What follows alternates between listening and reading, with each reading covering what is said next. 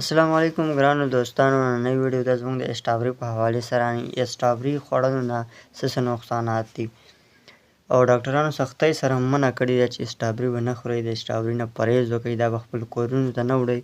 ولې چې د دې د وجې نه تر اوسه 2 کسان په حق رسېدلي دي د اسټابري د وجې نه. او دا داسې بیماري دی جسم کې پیلاوي چې هغه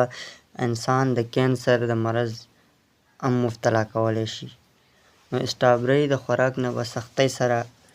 پرهیز وکړئ او خپل کورونو ته به بالکل اسټابري نه وړئ،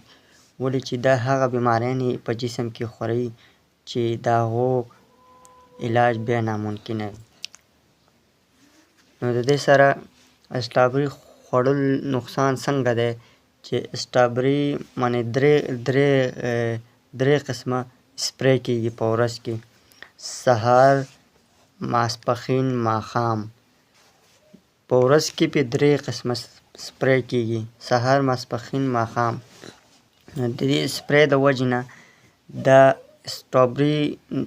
جسم ته دننه دا سپری کوشي او دې کې پوښ شي، نو چې دا سپری دې ته د دې جسم ته کوشي نو دا بیا د دې نه داسې هم نه وځي چې تاسو یې بس راولئ او اوبو کې ووهئ او ویې خورئ. نه،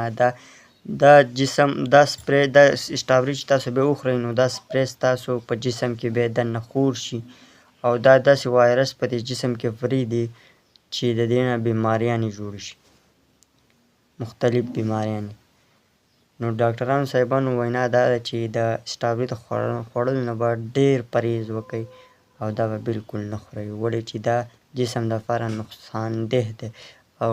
که دا بیا هم خورئ نو کم از کم 2 ګنټې به په اوبو کې دا اچوئ، د هغې نه پس به دا خورئ. نو د ډاکټرانو صاحبانو وینا دا ده چې بالکل دا تاسو خورئ او زړه هم ترې نه صبرېږي، په ضد کې یئ، نو دا به کم از کم 2 ګنټې په اوبو کې اچوئ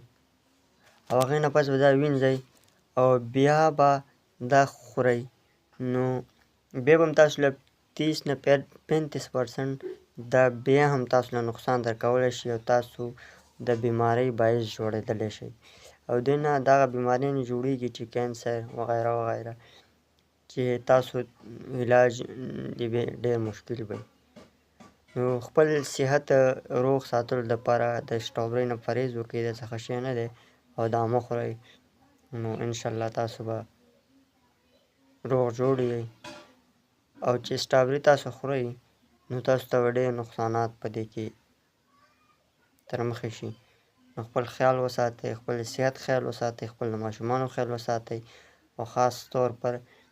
چې د بیماریانو نه محفوظ خپل ځان ساتئ، اسټابري نه پرهیز وکړئ.